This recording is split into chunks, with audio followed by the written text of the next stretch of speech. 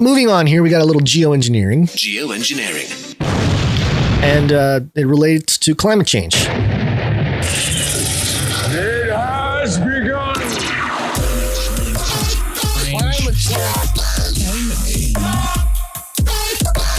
Climate change. This first one is from apnews.com, and the headline is Hurricane Ian Street Shark Video Defies Belief. I don't know if you saw this, folks, but there was, Sharknado was not just a movie, apparently.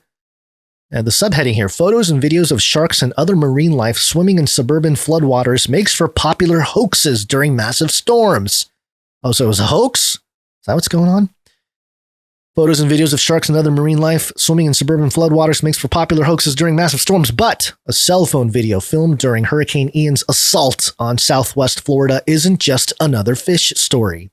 The eye-popping video, which showed a large, dark fish with sharp dorsal fins thrashing around an inundated Fort Myers backyard, racked up more than 12 million views on Twitter within a day, as users responded with disbelief and comparisons to the Sharknado film series.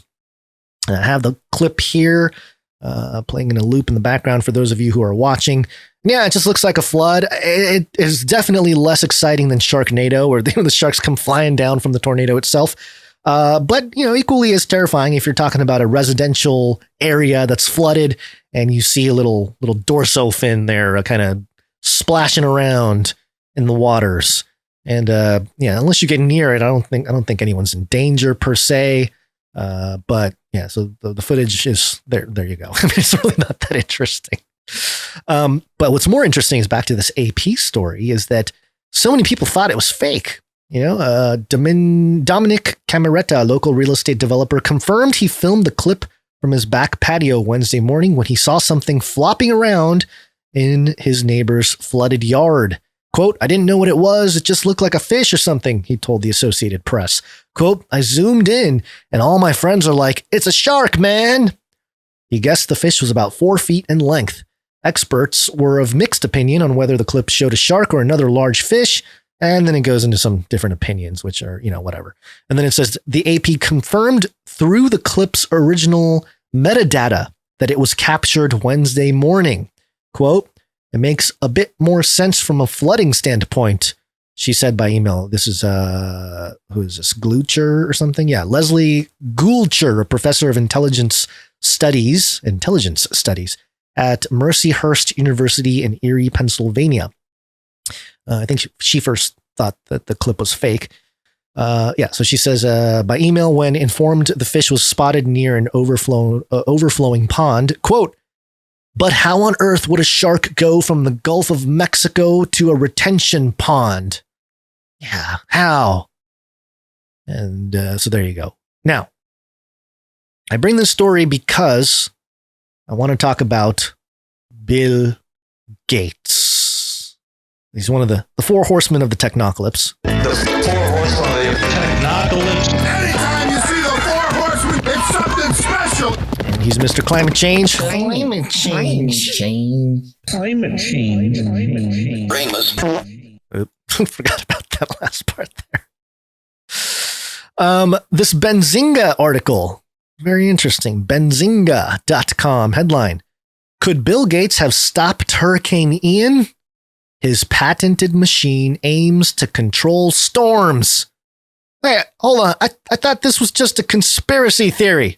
I thought this was nonsense from tinfoil hat, MAGA hat, Republican gun-toting white supremacists. But I guess it's true. See what Benzinga says, which, by the way, Benzinga, I looked it up. According to MediaBiasFactCheck.com, Benzinga is right in the middle. They are the least biased outlet. The factual reporting is high. They're not very high. Very high is the highest you can go. But it's the second highest. High. Least biased outlet. Benzinga saying, could Bill Gates have stopped Hurricane Ian? His patented machine aims to control storms.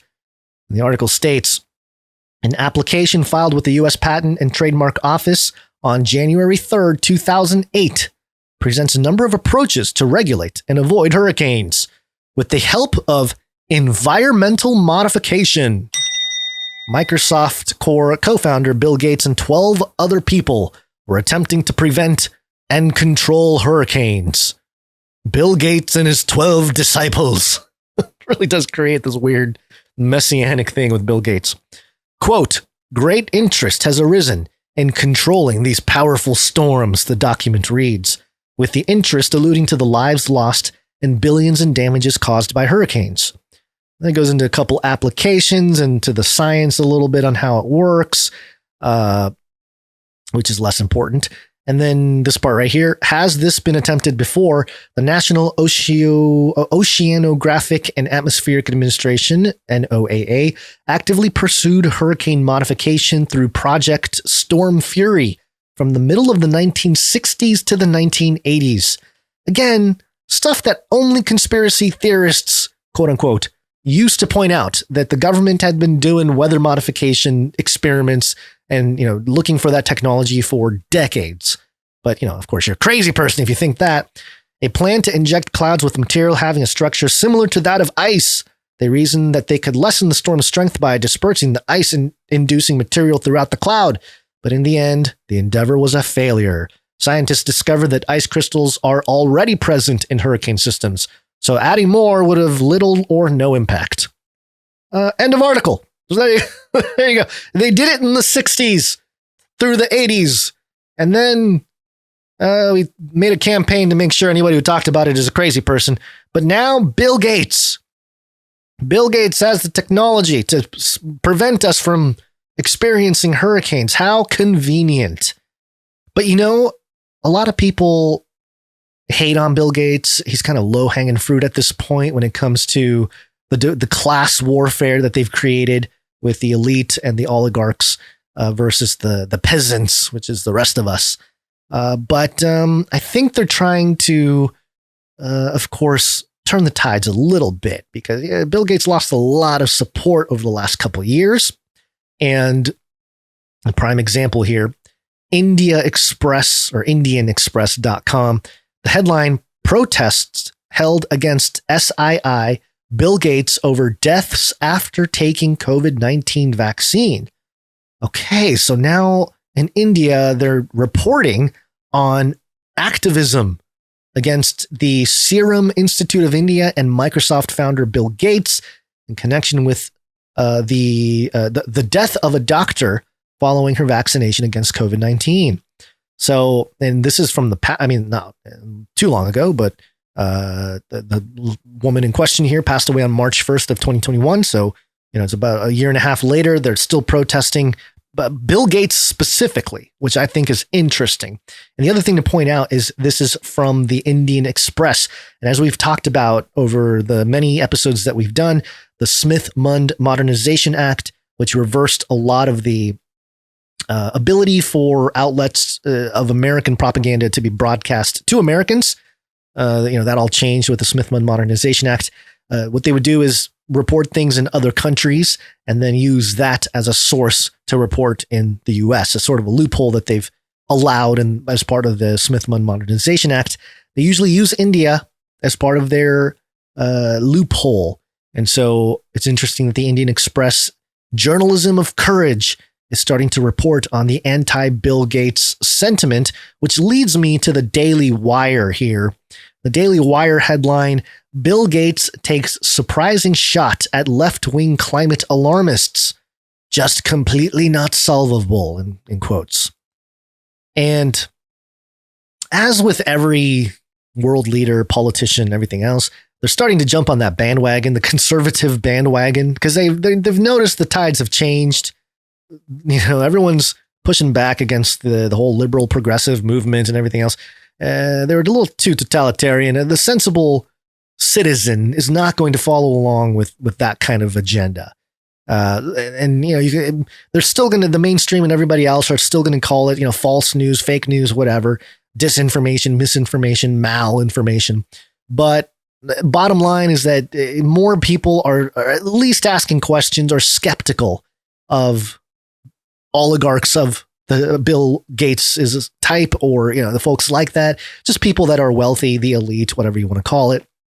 And So it'll be interesting. It's interesting that he's leaning in another direction here. Microsoft co-founder Bill Gates took a surprising shot at left-wing climate alarmists during an interview that aired last week, saying their attempts to radically change people's behavior for the sake of the environment were not realistic. Well, Bill Gates, I don't know if you saw Plant Brain Machete Flippy, but I would argue that there's still some bullets in that chamber yet to be shot. He's playing coy there, Bill Gates. Bill Gates made the remarks while speaking to Bloomberg's Zero podcast. Quote, I don't think it's realistic to say that people are utterly going to change their lifestyle because of concerns about climate, Gates said. Why don't we start with Bill himself? Other than drinking his own urine, what has he done to change his lifestyle to fight climate? Maybe it's the hypocrisy of our elite saying one thing and not doing that thing or things that are in line with that thing they're saying that has created the skepticism and the complacency of the public to sort of ignore the action moves, the action plans of some sort of climate agenda. Quote, you can have a cultural revolution where you're trying to throw everything up. Okay. You can create a North Korean type situation where the state's in control. Other than immense central authority to have people just obey, I think the collective action problem is just completely not solvable. Interesting. So he's basically saying, yeah, you can kind of go totalitarian North Korean route. You can go central authority where people have to obey. Short of that, we got a problem with the collective actions of the masses. We're just not going to solve it. It's really kind of funny. And I think it's even funnier that the Daily Wire is like, oh, Bill Gates pushing back against leftists. It's like, yeah, okay, sure. He's doing that also to appeal to the larger audience right now, which is more leaning right, more conservative. You kind of overplayed your progressive hand. So you're kind of stuck to having to reel some of it back. Quote, anyone who says that we will tell people to stop eating meat or stop wanting to have a nice house and will just basically change human desires. I think that's just too difficult. Bill Gates, it's too hard to control people at that level. Quote, you can make a case for it, but I don't think it's realistic for that to play an absolutely central role. So again, I love how right-wing, some more conservative outlets like the Daily Wire are sort of like, hey, look at Bill Gates making some sense. Probably I can imagine Ben Shapiro, hey, everyone's got to eat waffles, But in reality, when you read the quotes, you kind of read between the lines. It's kind of like a reluctant, you could, there's some ideas that are pitched out there, but realistically, it's kind of hard to do. We got to change our strategy, basically, is what he's saying, which I think is hilarious. There you go. Bill Gates takes a surprising shot at left-wing climate alarmists, just completely not solvable. But maybe he should just pay more of his attention, pay more of his time and energy into building the metaverse.